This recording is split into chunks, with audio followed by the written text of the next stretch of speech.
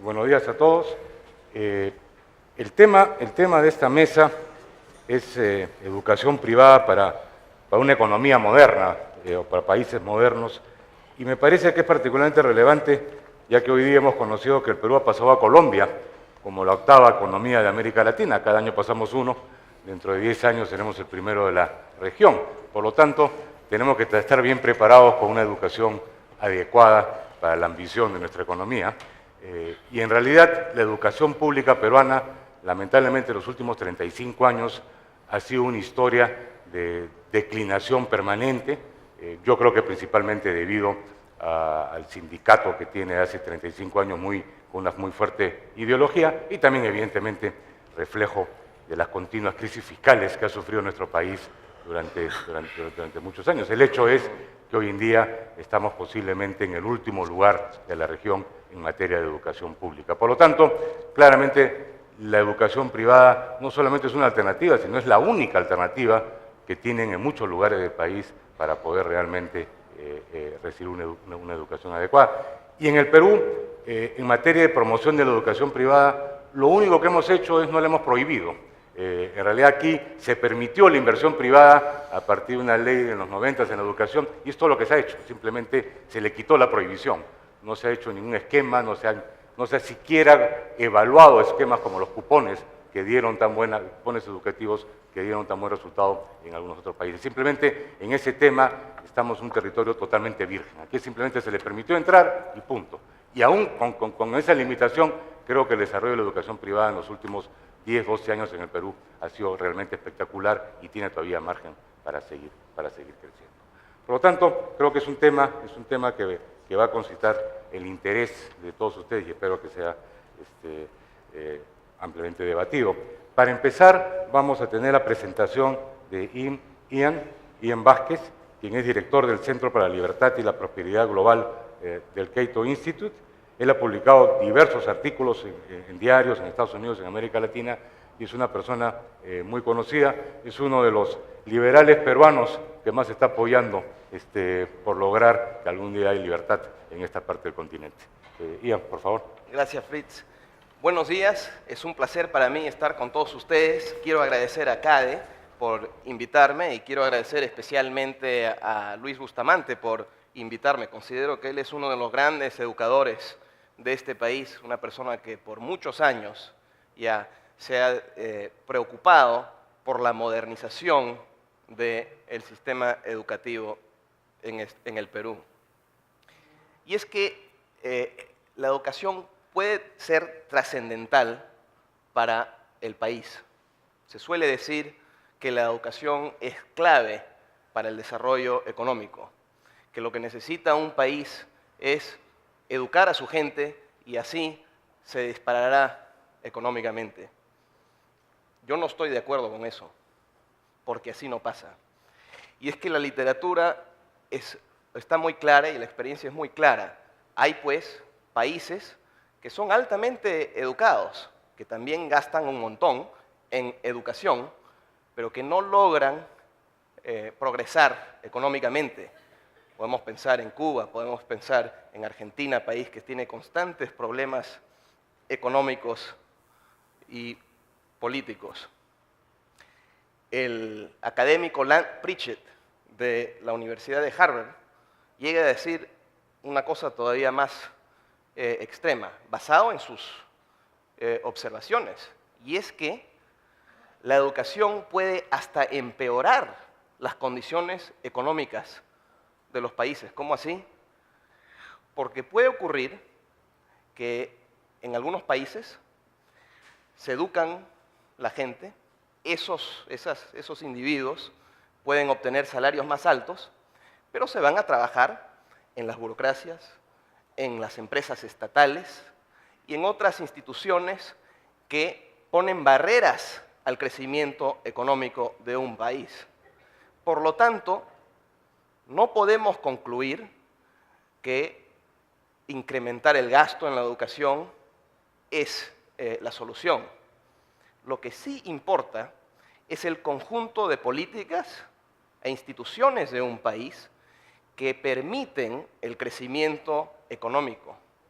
Y cuando esas instituciones son propicias, ahí sí, una buena política educativa puede tener un impacto muy positivo en el crecimiento económico de un país. ¿Puedo poner el PowerPoint, por favor? En el Instituto Cato, nosotros publicamos un reporte junto con el Fraser Institute de Canadá sobre la libertad económica, que llega a ser la mediación, según el premio Nobel Douglas North, la mejor mediación en el mundo sobre la calidad institucional de los países. Y esta gráfica muestra cómo ha mejorado el Perú en términos de calidad institucional. Ustedes ya lo saben, pero lo que quiero mostrar con esta gráfica es, primero, que el Perú está por encima del promedio latinoamericano, que también ha mejorado, que llega a ser el segundo país calificado en términos de buenas instituciones en la región, y que vino desde una posición muy baja. Tenemos, claro, otras mediaciones que muestran que el Perú se está modernizando, así como el estudio del Banco Mundial, que muestra que hacer negocios es mucho más fácil en el Perú que en la mayor parte de la región. Vemos que el crecimiento peruano ha sido uno de los más altos de la región. El Fondo Monetario ya dice que el año que viene va a tener el Perú el crecimiento más alto de Sudamérica. Y ese crecimiento se está dando en buena parte del país. Podemos ver, por ejemplo, que el crecimiento por habitante en los sectores rurales está por encima del 7% en esta era de las reformas, comparado al resto del siglo XX, que era un poco más de 1%. Lo que quiere decir es que este crecimiento, esta modernización está llegando a todo el país. No hay ninguna duda que el Perú está viviendo el mejor momento en su historia.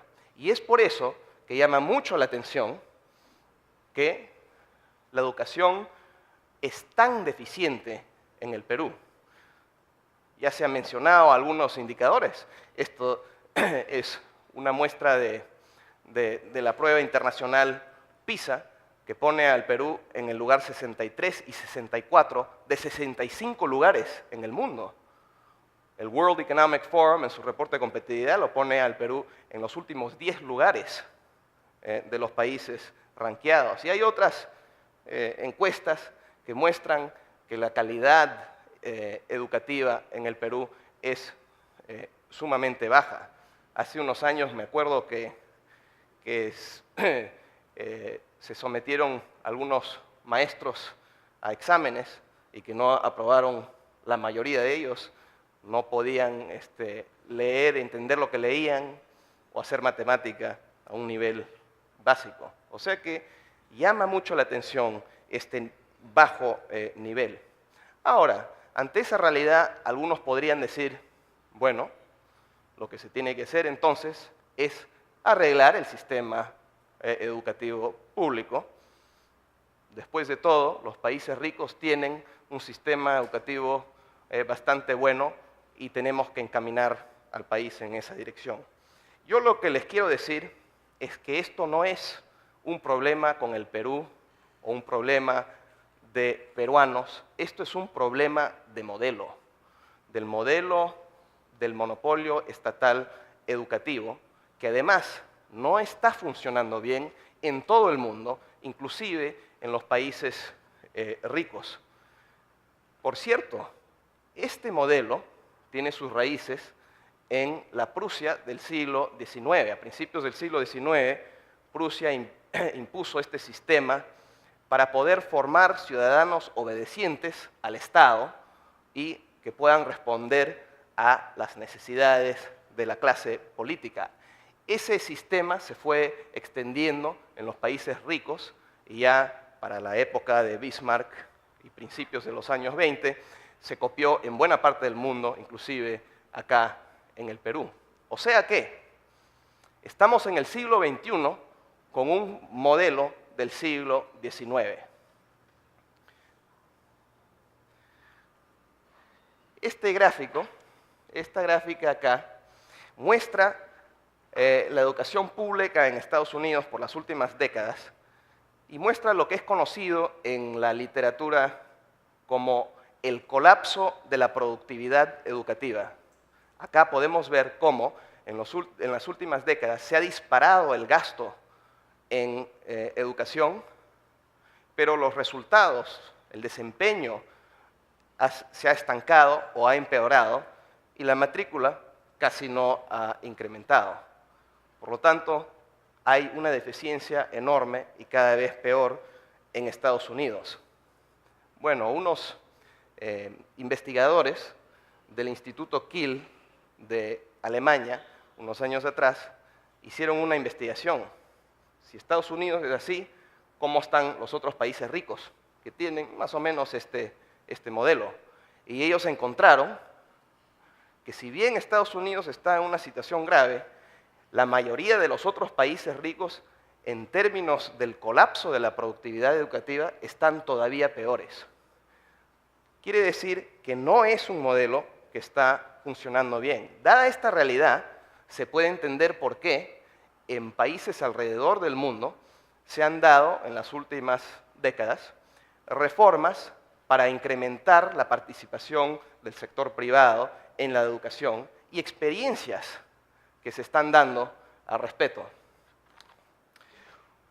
El estudio más comprensivo al respecto, que compara estas experiencias, la del sector privado con el sector público, lo ha hecho un colega mío, Andrew Coulson, publicado en una publicación académica. Y él lo que hizo era comparar en docenas de países el sector privado, el mercado educativo privado, con el sector estatal. Y cuando él habla del sector privado, o el mercado libre en educación, él se está refiriendo a un sistema en que las escuelas son privadas, que compiten, que son mínimamente reguladas, que los padres son los que escogen las escuelas para sus niños, donde los precios de las escuelas no son mayormente controladas por el Estado y que estas escuelas son financiadas, por lo menos en parte, por los padres. ¿Qué es lo que encontró? Encontró que en la gran mayoría de los casos, y acuérdense que él lo que está comparando es en cada país, sector privado con el sector público, en la gran mayoría de los casos es el sector privado que tiene un desempeño notablemente mejor que el sector público. O sea que tenemos un montón a estas alturas de evidencia del desempeño privado. Anoche se habló de varios diferentes modelos, como son los charter schools, como es el sistema de vouchers o los vales educativos. Se mencionó también el caso de Suecia. Suecia es un país que introdujo el sistema de vales educativos en los años 90 y ha tenido una buena experiencia. Últimamente, sin embargo, en las últimas pruebas de PISA, ese examen internacional, los indicadores para Suecia han caído. Y esto ha producido un montón de críticas por gente en todas partes que dicen que, bueno, entonces ese sistema no funciona tan bien, que el sistema de vouchers en Suecia no está funcionando. Bueno, lo bueno es que podemos ver los datos de PISA y a ver qué es lo que está pasando. Y lo que está pasando comprueba la tendencia de lo que hemos estado hablando esta mañana. Y es que, como pueden ver acá, en la última década, los colegios privados en diferentes materias han tenido un desempeño superior a los colegios públicos y han mejorado. Después bajaron un poquito, mientras que las escuelas públicas han bajado y bajado y bajado. El tema es que en Suecia las escuelas públicas siguen siendo dominantes. Por lo tanto, en la prueba PISA los indicadores caen como si fuera culpa de todo el sistema. No lo es. esto es una prueba más de cómo funcionan dos diferentes sistemas. Chile es otro caso muy mencionado en que sí se ha implementado desde los años 80 el sistema de vouchers o vales educacionales. Y me parece que en buena parte por eso lo que hemos visto en Chile es que el porcentaje de personas con educación secundaria ha crecido notablemente en las últimas décadas y está ahora, para la gente entre la edad de 25 años y 34 años, incluye al 85% de las personas. Eso está por encima del promedio de la OCDE. Pueden ver, Chile es la barra en rojo, ¿no? Pueden ver cómo ha crecido eso. Quiere decir que el país, en buena parte por la educación, el sistema educacional que tienen, es cada vez más equitativo en ese sentido. En Chile hay diferentes empresas educativas, escuelas, algunas son pequeñas, donde nada más atienden en un lugar. Hay otras que son escuelas de cadena, que se van extendiendo según su éxito económico. Y los estudios ya están mostrando en Chile que esas escuelas de cadena privadas son las que tienen el mejor desempeño en términos del desempeño de los estudiantes. Esto es una buena noticia. ¿Por qué? Porque es una muestra de que el mercado está funcionando. Las empresas que están sacando los mejores resultados se están expandiendo. Bueno, esta experiencia del crecimiento del sector privado en la educación también, por supuesto, incluye al Perú y se ha mencionado el tsunami educativo privado en el Perú que se está dando. Para mí, dentro de este fenómeno, uno de los fenómenos más interesantes que se están dando alrededor del mundo en desarrollo tiene que ver con la educación para la gente más pobre. Unos años atrás, voy a saltar esa gráfica. Unos años atrás, en el instituto, publicamos los resultados de una investigación de varios años del profesor James Tully de la Universidad de Newcastle, en Inglaterra. Un estudio en que el profesor se preguntó qué es lo que pasa con la educación privada en los países pobres, y los resultados han cambiado la manera en que los expertos alrededor del mundo piensan acerca de la educación privada. El profesor simplemente se quería preguntar qué es lo que pasa y se fue a investigar. Los resultados eran asombrosos. Antes se pensaba que la educación privada en los países en desarrollo era una cuestión de ricos. Sí hay, pero eso es una cosa que afecta casi totalmente a los ricos. Y que sí, por ahí hay quizás una escuela o algunas por allá privadas para los pobres, son de muy baja calidad y por cierto no son muy extendidas. ¿Qué hizo el profesor Tully? Se metió a los barrios más pobres de los países más pobres del mundo y empezó a documentar qué es lo que ocurría. Se metió a Nigeria, a Kenia, a Ghana y a la India. Y se metió, como digo, en estos pueblos jóvenes, para ponerlo en nuestros términos. ¿Qué es lo que encontró? Encontró que la mayoría de las escuelas en los lugares más pobres del mundo son escuelas privadas. Esto es asombroso. Se sabían en algunos de estos países que habían algunas escuelas privadas, pero no se sabía que habían tantas. O sea que este cálculo cambió la percepción de lo que ocurría con educación en esos países.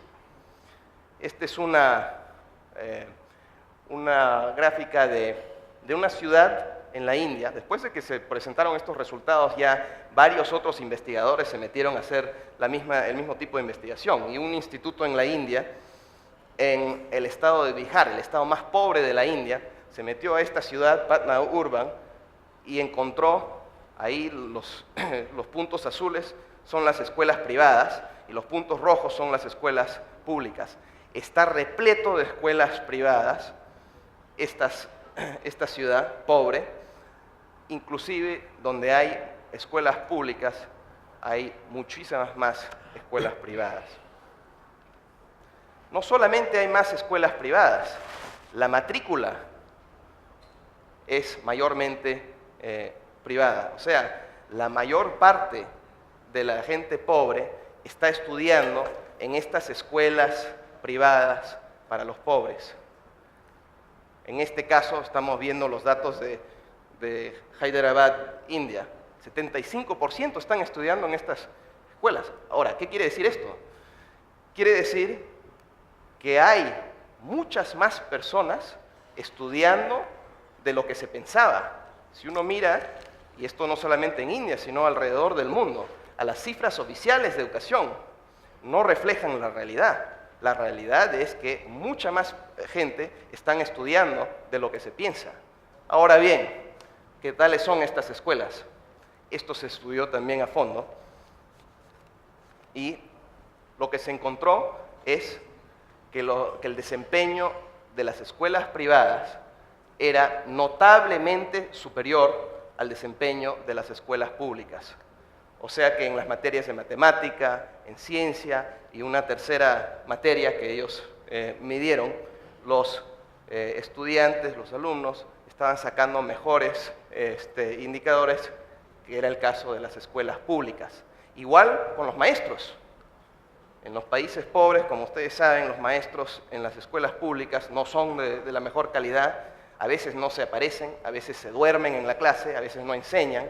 Ellos hicieron todo un estudio comparando las escuelas públicas y las escuelas privadas para los pobres, y ahí también el desempeño del sector privado era muy superior al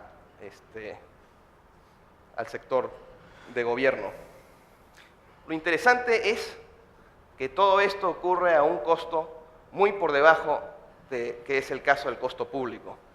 Acá pueden ver el promedio de salarios, por ejemplo, en el estado de Lagos, en Nigeria, el salario de los maestros es muy por encima de lo que ocurre en el sector privado para los pobres, lo cual es una muestra de la muchísima más alta productividad educacional en el sector privado. Y una de las cosas más fascinantes de este estudio, de esta investigación, es que, claro, no todos estudian. Hay también pobres que no pueden pagar la escuela, inclusive las escuelas que no cuestan mucho. ¿Qué es lo que encontraron?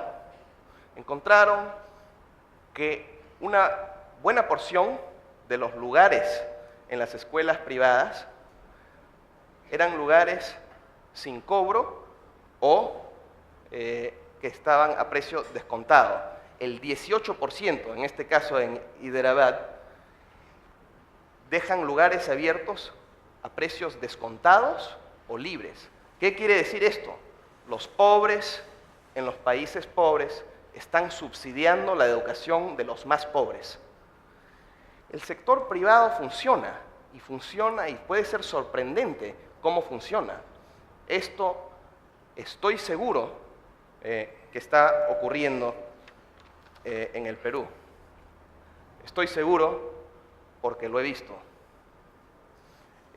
Yo descubrí hace unos años, por casualidad, por accidente, que en los pueblos jóvenes existe este fenómeno y que los pueblos jóvenes están repletos de escuelas privadas. Ahora bien, este fenómeno no se ha documentado y no se ha estudiado, así como se ha hecho en algunos otros países. En el Perú no se ha documentado, en Latinoamérica no se ha documentado, pero sabemos que existe porque tenemos todo tipo de evidencia anecdótica que existe. Yo me fui a a Villa El Salvador unos años atrás para investigar un tema del agua. Ustedes saben que buena parte de los pueblos jóvenes no tienen agua, un monopolio estatal, y en eso me encontré con una señora muy humilde que me empezó a conversar. Estábamos al lado de la escuela pública y le pregunté si esta es la escuela pública, qué tal es. Me dijo que no muy buena y me dijo así nomás, que por eso ella envía a su hijo a la escuela privada. Así le dije, sí, duele mucho, pero vale mucho la pena. Ah, y hay mucha gente que hace eso. Ah, sí, por lo menos la mitad de la gente hace eso. ¿Y dónde está la escuela privada? Es ese edificio ahí a la esquina de esa casa, ahí adentro hay una escuela privada. ¿Y hay más? Sí, claro. Ese edificio ahí al fondo, en el segundo piso, esa es una escuela privada. Allá, atrás, esa es una escuela privada. Más allá hay una escuela privada que enfatiza tal y tal. Bueno, yo me fui a visitar. Esta es una escuela privada en Villa El Salvador. Así como he ido a la India a visitar escuelas privadas, visité acá.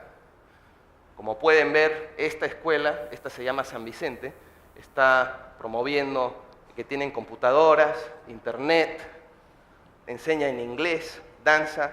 Yo me metí, hablé con los encargados, la maestra ahí. Sí, tienen ahí computadoras, tienen todo. Lo que no tienen es agua, tienen electricidad, tienen todos, teléfono celular. Cualquier cosa que el sector privado ofrece, ahí lo tienen, pero el agua no. Bueno, esta es otra foto de la misma escuela. Mira, en Lima se dice, según las encuestas y los estudios, que un 40 y tanto por ciento hasta un 63% de los estudiantes están en escuelas privadas. Pero esto no se ha documentado. Y en todos los casos que nosotros hemos estudiado alrededor del mundo, esas cifras oficiales estaban mal. El porcentaje de gente en escuelas privadas era mucho más alto. Estoy seguro que en el Perú es el mismo caso y que en Lima es el mismo caso. Yo estoy seguro que la educación privada está muy por encima de lo que se dice. El tsunami educativo privado es mucho más grande de lo que se piensa. Bueno, ¿qué es lo que está pasando? Lo que está pasando en el Perú, como en buena parte del mundo en desarrollo, es un bono demográfico. La fertilidad en las últimas décadas en los países en desarrollo ha caído dramáticamente. Quiere decir que los padres pueden invertir mucho más en sus hijos y especialmente en la educación. Esto ha ocurrido durante la era en que los países se han abierto más, la globalización, la modernización, para ponerlo de otra manera, que quiere decir que hay más oportunidades para las personas.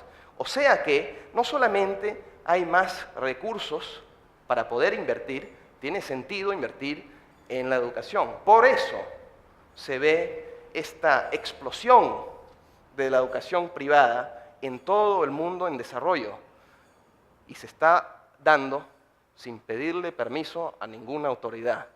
Me parece muy bien, porque si se tiene que esperar a las autoridades no ocurriera este fenómeno tan saludable.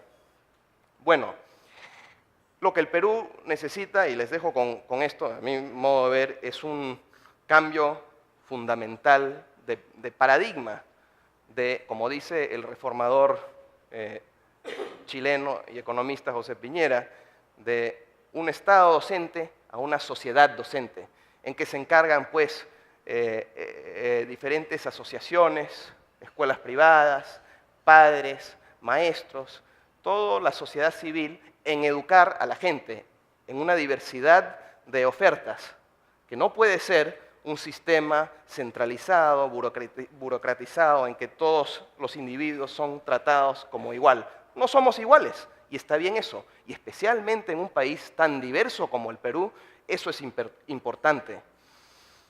O sea que hay muchas reformas que se podrían hacer para incrementar la participación del sector privado en la educación, pero yo quisiera hacer una propuesta específica. Eso va a ser una pelea política difícil en el Perú, pero creo que hay algo que sí se podría hacer. Más allá de estudiar este fenómeno de educación para los pobres, yo creo que es algo que ustedes quizás pueden ayudar a financiar o a hacer. Sería muy útil documentar, como se ha hecho en otros países, este fenómeno. Creo que sería una muy buena idea reformar las leyes impositivas para poder permitir un crédito impositivo a las empresas que quieran apoyar la educación de los pobres en el sector privado. O sea que una empresa o un empresario que quisiera donar 1.000 soles, 10.000 soles más a una escuela o para becas o a una organización que apoya, puede hacerlo y se descuenta esa cantidad o cierta cantidad de los impuestos que tiene que pagar. De esa manera se puede proteger la libertad de elegir de los padres y los chicos, se puede proteger la diversidad de la oferta en el mercado, se puede respetar los deseos de los padres y se puede apoyar un sistema que es dinámico, en que se descubre qué es lo que funciona mejor, porque nadie sabe qué funciona mejor. Esa es la ventaja del mercado, siempre se está descubriendo. Entonces, si bien de día para mañana no se van a hacer las grandes reformas que yo creo que se deben hacer y que hay que hacerlas y hay que empujar para ellas, una reforma que sí se podría hacer y creo que no implicaría una pelea política muy fuerte sería esa, el crédito impositivo para las empresas. Eso también sería consistente con una sociedad libre y moderna. Muchas gracias. Gracias. Muchas gracias, Ian. Bueno, una nueva propuesta para desarrollar la educación privada. En realidad es paradójico. Uno pensaría que la educación es la disciplina donde más rigurosidad existe para investigar antes de tomar decisiones y lamentablemente en el Perú ocurre exactamente lo contrario. Hace pocos meses decidieron desechar una reforma cuando ni siquiera había empezado, porque había avanzado el 5% de lo programado, y nadie reclamó dicho paso. La comunidad educativa en el Perú creo que es cómplice de la educación que tenemos. Y hace pocos meses también han cerrado el ingreso de nuevas universidades privadas porque ya decidieron que hay suficiente educación en el Perú. En realidad se toman decisiones con una facilidad increíble en el sentido del estancamiento, de la paralización. Hay muy poca intención o voluntad de siquiera experimentar reformas en el sector educativo. Creo que hay un matrimonio estatista, mercantilista, que es espantoso, la verdad. Bueno, aquí para comentar estas propuestas tenemos dos panelistas. El primero de ellos es Alfredo Bullard, quien es socio del estudio Bullard Falla Escurra Abogados, ha sido presidente de Indecopi. Y habría que preguntarle a Alfredo, ¿qué te parece un nuevo crédito fiscal para la educación? Bueno, Alfredo. Creo que el problema de la educación es un problema recurrente, del que hablamos siempre, al cual volvemos a regresar y respecto del cual hemos hecho muy poco. El tener mecanismos como los que propone Ian, que me parecen relativamente sencillos respecto a las batallas que hay que dar, pero evidentemente incompletos respecto a todo lo que hay que hacer, creo que es un reto importante en términos de conseguir reformas, ¿no? Yo quería comentar un poco lo que mencionaba Ian y comentar el paralelismo en la experiencia. Yo hace algunos años, a finales de los años 90, era consultor de COFOPRI, entonces iba continuamente a los pueblos jóvenes para temas vinculados a la titulación. Y experimentaba más o menos la misma experiencia que tiene respecto de los colegios privados, que para mí fue totalmente una sorpresa. Recuerdo mucho alguna vez que llegábamos a una habilitación, un poblado pequeño, en la punta de una loma en Villa El Salvador, precisamente, que estaba todavía en el esquema de esteras, todavía las calles eran de tierra, tenían un cierto ordenamiento.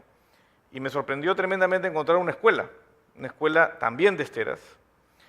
Curiosamente, además, si ustedes leen los estudios de TUL y todo, la descripción de las escuelas privadas se caracterizan por ejemplo, son coloridas, ¿no? Están decoradas de cierta manera, son más alegres, y él relata todo esto. Bueno, exactamente como lo describe Tully, uno encuentra estas escuelas modesta, pobre, pero alegre, ¿no? Los niños felices, había toda una sensación bastante de contraste con el ambiente en el que uno encontraba esto. Y me acuerdo la escuela se llamaba John F. Kennedy, tenía creo que hasta segundo grado de primaria nada más, era bastante modesta.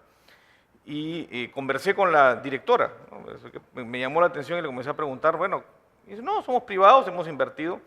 La pensión, si no recuerdo mal, era equivalente más o menos a $6 al mes. O sea, esas personas estaban pagando $6 al mes, que es un monto bastante bajo, estamos hablando del final de los 90, era otro dólar, pero convertido al día de hoy no estamos hablando de una gran cantidad de dinero. Y lo sorprendente era que me señaló, porque esto estaba en una loma, una población más consolidada que se veía abajo, más o menos a una distancia de 3 kilómetros, cruzando el Arenal. Y ahí se notaba claramente estos colegios anaranjados de Fujimori, de la época de Fujimori, ¿no? Enorme, grande, ¿no? Y me decía, nosotros antes estábamos ahí, no estábamos allá abajo. Hasta que construyeron este colegio y entonces la demanda nos cayó porque la gente se iba al colegio gratuito público y no quería pagar los $6. Y entonces nosotros nos hemos movido acá. O sea, estaban buscando donde el Estado no llegaba, porque donde llegaba el Estado les quitaba espacio y ellos buscaban un espacio distinto. Y a pesar de que estamos acá, tenemos una parte importante de nuestro alumnado que cruza los 3 kilómetros caminando con su madre de la mano, ¿no? Para venir al colegio privado porque le gustaba el colegio privado que tenía y no quiere dejar el colegio privado y no le interesa ir al colegio público gratuito. Entonces lo que uno ve es que en el tema educativo no solo hay un problema de malas políticas públicas, sino que además la presencia del Estado reduce la posibilidad de aparición de alternativas privadas que pueden ser soluciones reales, a costos razonables, para atender segmentos que no están atendidos o que están muy mal atendidos, ¿no? Y se abre un espacio. Y es que creo que en el tema de la educación pecamos muchas veces de esta visión constructivista, de que hay que construir la educación desde arriba y establecer esquemas y reducir los espacios para que el sector privado cree esquemas e innove esquemas distintos que permitan cubrir nuestras expectativas de mejor manera, ¿no? Yo, anotando un poco lo que escuchaba de Ian, creo que esta visión constructivista que renuncia a la capacidad de construir la educación desde abajo, de las iniciativas de los privados de distinto nivel, desde la escuela sofisticada hasta esta pequeña escuela de esteras, que finalmente es una iniciativa privada y que está cubriendo un segmento que no es cubierto adecuadamente por el sector público y que más sufre encontrando espacios que le son quitados a través del sector público. Creo que hemos renunciado a través de esta visión a muchas cosas que son esenciales para el desarrollo de la educación. Un error común es pensar que porque un bien es especial o particular, y lo calificamos como especial o particular, entonces renunciamos a utilizar lo que ya sabemos para producir otros bienes. Por ejemplo, renunciamos a usar competencia para generar estos bienes. Y la competencia entonces encuentra problemas porque no hay espacio, porque el Estado llena el espacio, y lo llena no solo a través de colegios públicos, lo llena a través de regulación pública que reduce la posibilidad de competencia y estandariza criterios, estandariza formas de ver las cosas y reduce el otro, reduce los incentivos a la innovación educativa, porque hay que seguir los formatos y los programas que el ministerio o las autoridades en educación determinan, ¿no? Yo hace poco he pasado por la experiencia de que uno de mis hijos ingrese a un colegio y he sufrido el parto que tenemos que sufrir todos los padres hoy día para conseguir un buen colegio para nuestros hijos, y al ministerio se le ocurrió que a mi hijo no lo iban a evaluar, porque se le ocurrió que era malo que lo evaluaran, y me privaron a mí, padre de familia, de la posibilidad de elegir si quería o no que mi hijo fuera evaluado. Y me dijeron, y yo hablaba, pero evalúelo, porque mi hijo es digamos, de los menores de su generación, nació en marzo, y entonces los colegios no lo podían evaluar. Y decían, pero mi hijo está bien, evalúelo. No, miren, no podemos evaluarlo porque el ministerio nos multa. Pero yo quiero que lo evalúen, yo soy su padre. No puedo. ¿Por qué? Porque a alguien se le ha ocurrido que acá hay que construir un esquema en el cual no hay evaluación para determinar el ingreso al colegio. Y eso, para mí, y ese es el tercer elemento importante, a los padres nos han expropiado y nos siguen expropiando la facultad de decidir sobre la educación de nuestros hijos todo el tiempo. Todo el tiempo. Y eso reduce los incentivos a innovar, porque el verdadero incentivo para innovar es capturar la preferencia de los padres. Y eso cada vez nos reduce en ese espacio y cada vez nos limitan esa posibilidad a poder elegir qué cosa hacer. Y el último elemento es, se reduce la diversificación en la educación. La educación tiene que ser diversa, no tiene que ser estandarizada. Cada persona tiene necesidades educativas distintas y en consecuencia tratar de estandarizar las cosas o reducir los espacios de innovación reduce la diversidad de la educación, reduce la posibilidad que los padres escojan educaciones distintas para sus hijos.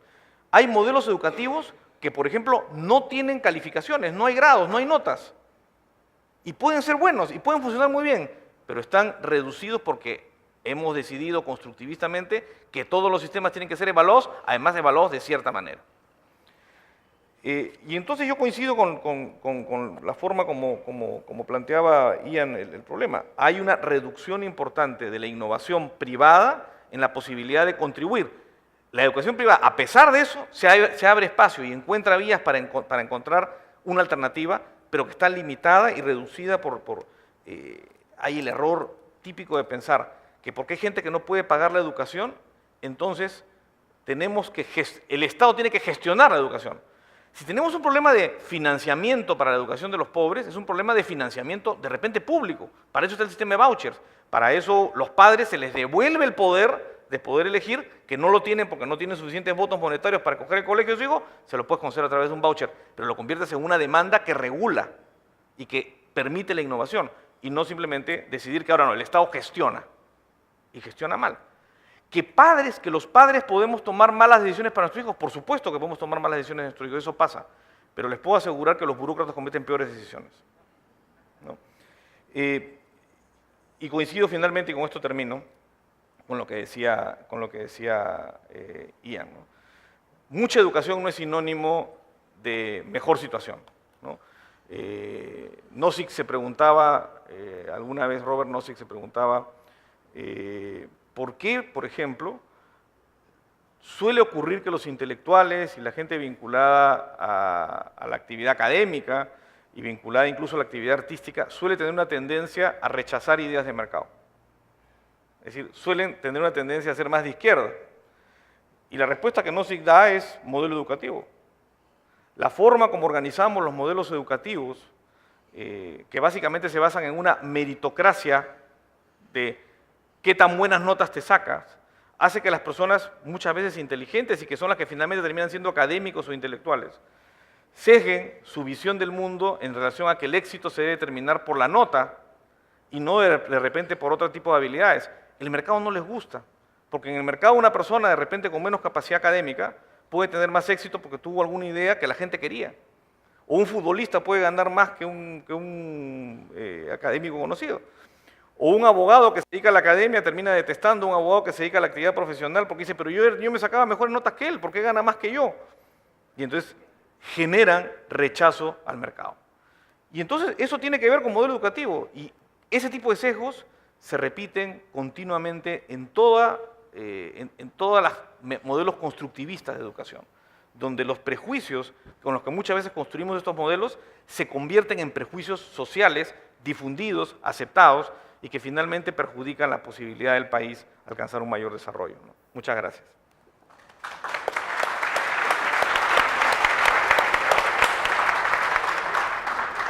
Gracias, Alfredo. Bueno, también tenemos a Ricardo Cuenca para comentar la presentación de Ian. Ricardo es investigador principal en el Instituto de Estudios Peruanos y es presidente de la Sociedad de Investigación Educativa Peruana. Y la pregunta que uno habría que hacerse es cómo hacer para realmente promover la inversión privada, cupones, libertad. ¿Cuál podría ser el modelo? Ricardo. Bueno, muchas gracias. Quiero empezar agradeciendo al comité organizador del CADE y a Luis Bustamante por la invitación y felicitar a IPAE Acción Empresarial porque sostenidamente viene promoviendo una discusión en educación desde el campo de los empresarios que creo que es fundamental y es muy importante para la educación en el país. Porque quiero empezar con las últimas reflexiones de Alfredo Es verdad que más educación no necesariamente garantiza mejores cosas, pero también es verdad que sin educación no hay posibilidad. Y entonces hay que ver en qué punto ponemos ese equilibrio y por lo tanto estos espacios son absolutamente importantes para poder conversar sobre el tema. Yo escuchaba la presentación y recordé rápidamente un libro que se los recomiendo, editado hace algunos años, que es una conversación entre Umberto Eco, este profesor semiótico italiano, y Carlo Maria Martini, ex arzobispo de Milán y encargado por el Vaticano para los estudios culturales, y los dos discutían sobre el origen de la vida. Y el libro se llama ¿En qué creen los que no creen? Y es un libro fantástico porque más allá de las discusiones que sostienen de alto nivel académico, Monseñor Martini y el profesor Eco, lo que llegan a la conclusión final es de decirle, mira, lo más importante de esta discusión, más que la conclusión, ha sido el ir aprendiendo sobre el camino y ir generándonos más preguntas. Y en esa posición me quiero poner, porque yo provengo de la academia, provengo de la investigación y por lo tanto no tengo el privilegio de la certeza, más bien tengo el beneficio de las preguntas y es por eso que quiero responder a estos comentarios con algunas preguntas. Lo primero es que yo creo que es fundamental e importante discutir la respuesta privada en la educación. No hay duda que quienes estamos acá estamos todos preocupados por la educación y por lo tanto tenemos que ver cuáles son las mejores formas para fortalecerla. Porque la relación entre las iniciativas privadas y la educación es una relación antigua, como ya bien nos los comentaba Jan hace un momento. Yo quiero ordenar esto en dos momentos. En contextualizar esta educación privada actual, felizmente sí hay algunos datos que producimos en el país, para darnos cuenta de cuando hablamos de iniciativas privadas en educación en el Perú, estamos hablando de una gran heterogeneidad. Y segundo, ver cómo esto funciona en un contexto no de pobreza, sino de desigualdad. Porque finalmente el reto del país termina siendo la brecha de desigualdad antes que las situaciones de pobreza. Todos estamos felices con el crecimiento económico exhibido. Entonces, revisando un poco anoche la presentación, tuvimos la suerte de tener el PowerPoint antes, quienes hacíamos los comentarios. Sí, pues hay una larga relación entre la iniciativa privada y la educación, ¿no es cierto? Si uno ve los últimos 100 y poco de años, a principios de la década del siglo XX, ya hubo una, no sé si tsunami, mini tsunami, un oleaje por lo menos, de escuelas protestantes que entraron en la ciudad para colocar el discurso de modernidad que el país, en el que el país estaba embarcado a inicios del siglo XX. ¿Cierto? En los años 80, ante la reconstrucción de la democracia, preocupado por otras cosas, la empresa privada, las iniciativas privadas fueron quienes, a través de escuelas alternativas, a través de proyectos particulares, empezaron a colocar el discurso de la educación. Muchos de esos colegios persisten hasta el momento y han marcado un discurso para la discusión educativa. En los 90, efectivamente, como nos lo hizo recordar Fritz en su presentación, en el 96 específicamente, se promueve a partir de un decreto la posibilidad de abrir mayores escuelas privadas en el país a partir de ese decreto. Todo esto, a lo largo de la historia, es para demostrar algo. Si tengo 3 gráficos que quiero presentarles, si me ayudan con... Este es el primero. No sé si lo logran ver, para dar la razón que hay bastante más escuela privada, por lo menos en Lima. Estos son los datos para Lima, que es donde se concentra la mayor cantidad de oferta privada y la mayor cantidad de estudiantes relativos al territorio en el país. Y hicimos un ejercicio muy rápido en el que consideramos 3 variables y hicimos un sistema de Probit, de probabilidades, ¿no es cierto? Es decir, si se mantiene el crecimiento económico, si la tasa de crecimiento de la oferta privada se mantiene y si el tamaño de las familias se mantiene o incluso se reduce, al 2021 la línea azul, que va a ser la oferta privada, va a sobrepasar largamente la oferta pública. Sin embargo, esta realidad nos debe llevar a pensar qué significa esa línea azul, es decir, qué hay adentro de esa línea azul. Y ahí es donde quiero pasar esta idea de heterogeneidad de escuelas privadas. y de la oferta privada en educación. Por ejemplo, cada vez más aparecen escuelas corporativas, ¿no es cierto? Es decir, que tienen un respaldo corporativo o de consorcios que permiten expandirse en el Perú. Vamos a escuchar algunas de esas experiencias más tarde, que recién empiezan, pero que son una forma de poder atender el servicio educativo.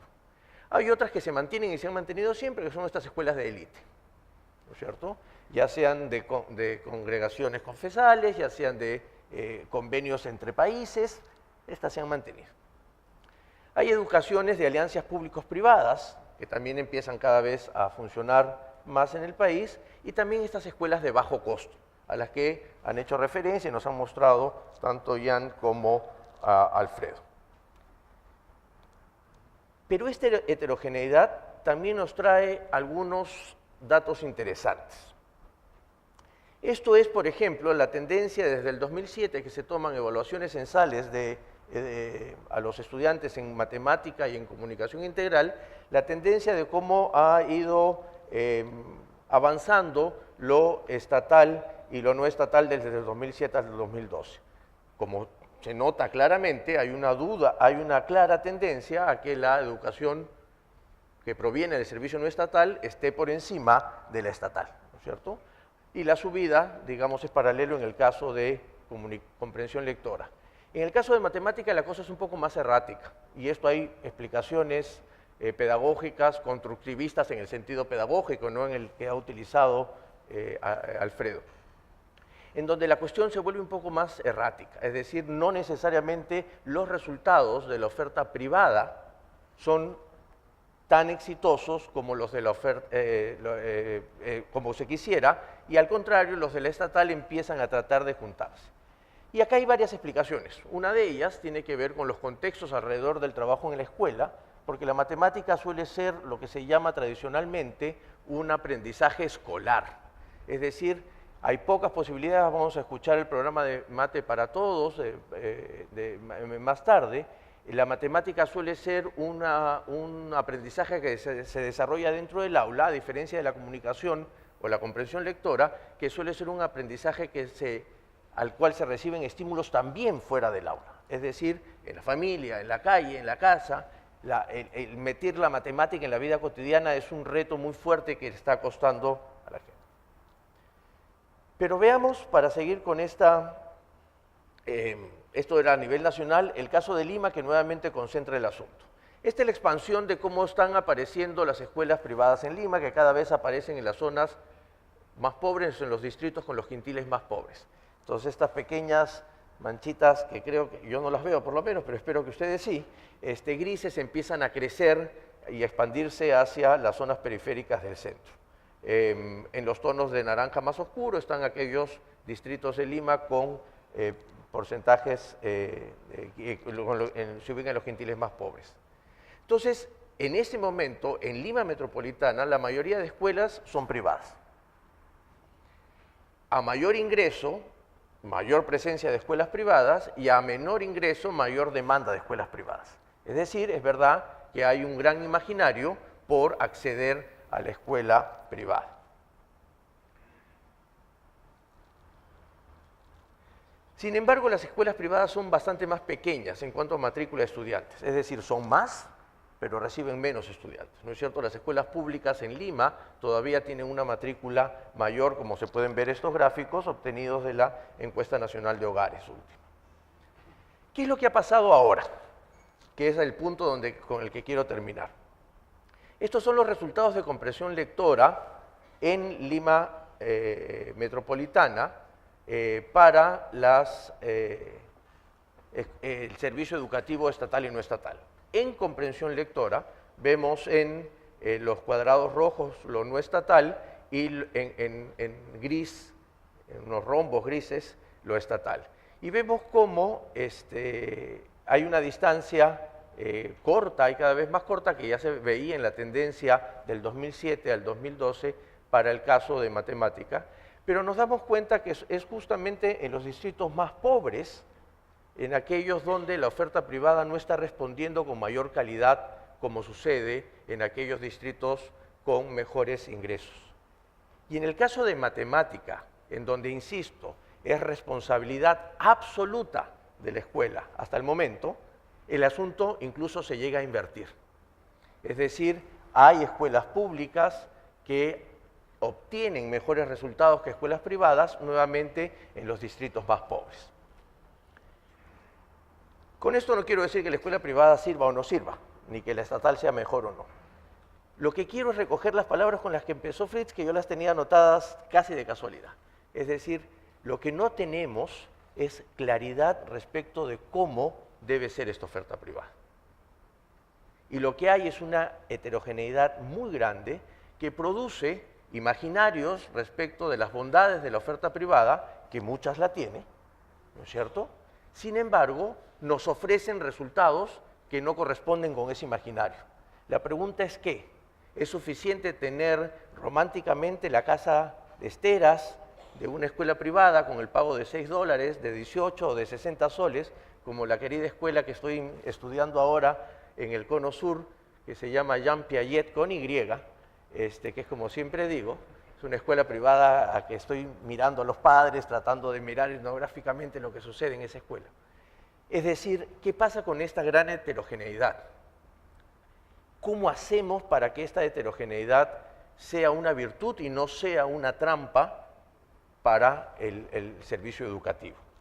Y acá quiero terminar entonces con darnos cuenta qué alternativas tenemos. Aquí ya no usamos más. Lo primero es que hay una urgencia de tomar decisiones respecto de cómo ordenamos esta oferta, cómo regulamos la calidad de esta oferta, quién lo hace, cómo lo hace. Y es claro que cada vez se vuelve más urgente porque este tsunami parece que es irrefrenable. Para que no se expanda de una manera tan desordenada, que ha sido una de las críticas de la expansión de la escuela pública, ¿no es cierto?, que se expandió en los años 50 de manera desordenada, sin poder regular y que ahora está produciendo una serie de problemas, también deberíamos ponernos a pensar en ese momento, y creo que esto es un buen espacio, ¿qué hacemos para regular esa calidad de escuela privada?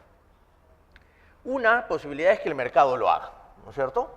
Ahí sale el pensamiento liberal, muy sólido en el asunto, dice sí, es posible tener evidencias para que el mercado lo haga.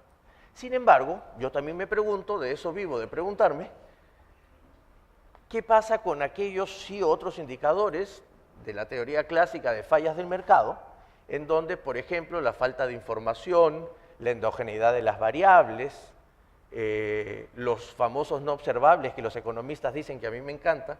Yo siempre le decía a Hugo Ñopo hace poco, ahí donde tú no observas, yo observo. Entonces me interesaría saber qué no observas, ¿no es cierto? Es decir, todo este conjunto de variables que hacen que, a diferencia de otros servicios, la educación, por su complejidad y sus características, hace que estas tradicionales fallas del mercado, originalmente friedmanas, ¿no es cierto?, puedan hacer carne ahora y se vuelvan tan evidentes. Entonces, ¿qué alternativas tenemos para controlar esas cosas?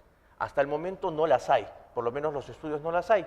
Yo la semana pasada he estado en la conferencia anual de la ERA, que es la Asociación Americana de Investigación Educativa en San Francisco, y el gran tema fue educación y pobreza. Y una de las grandes discusiones era cómo hacemos para regular esa calidad, ¿no es cierto?, provenga de donde provenga. Termino diciendo que entonces el gran problema es qué hacemos con esto, si las estrategias de PPP, si las estrategias de vouchers siguen siendo las estrategias que valen la pena seguir impulsando, si hay que modificarlas, si estas solucionan los problemas de atención, pero no los de desigualdad. Hay una diferencia en dar oferta privada en países pobres como en África, a una diferencia de ofrecer servicio privado en países desiguales. Termino con una pregunta provocadora, espero lo suficiente ahora sí, porque no me han puesto el reloj, pero creo que ya estamos con el tiempo. Y es, ¿qué requerimos discutir para evitar ese peligroso punto de encuentro entre libertarios y anarquistas, que significa prescindir del Estado? Para no llegar a ese punto de encuentro, ¿qué discusiones tenemos que dar para dar un mejor servicio educativo? Muchas gracias.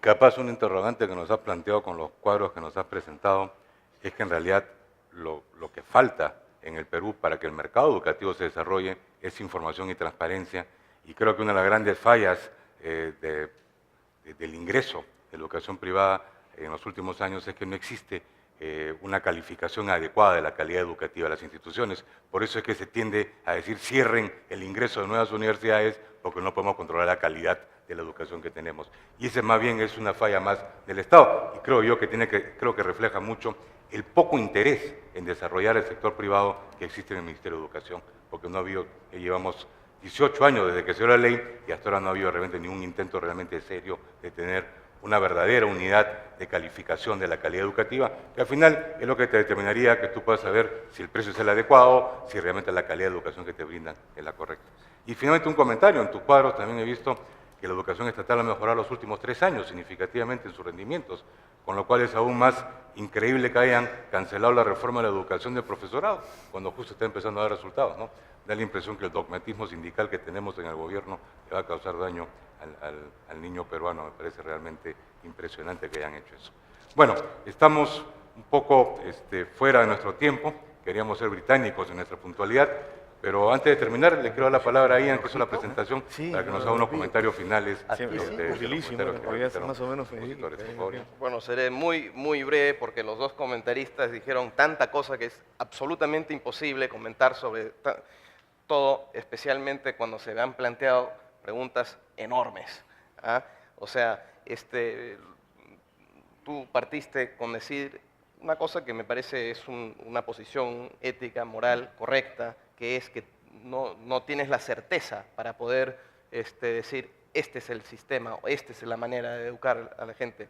Es precisamente por eso que yo creo que es superior apostar por un sistema que no impone una serie de regulaciones, un modelo por sobre todos. Es precisamente por eso que nosotros los liberales pretendemos crear un sistema en donde se descubren todo tipo de maneras de educar a los jóvenes y se deja experimentar y ver qué es lo que funciona. A mí me gustaría discutir más tarde contigo el estudio que han hecho acerca de esas escuelas privadas, porque obviamente el detalle importa y no hay manera de que yo pueda evaluar eso con solamente esos datos que han puesto. Por lo tanto, la única conclusión la conclusión más importante para mí es que en el tema educativo tiene que haber experimentación y el mejor sistema para eso es la competencia y es el mercado. Ahí podemos discutir hasta dónde puede llegar la regulación del Estado, hasta dónde puede llegar la financiación del Estado. Hay diferentes posibilidades, pero claramente el Perú está muy, pero muy lejos de eso y tiene que ir en una dirección radicalmente más hacia la libertad. Muchas gracias.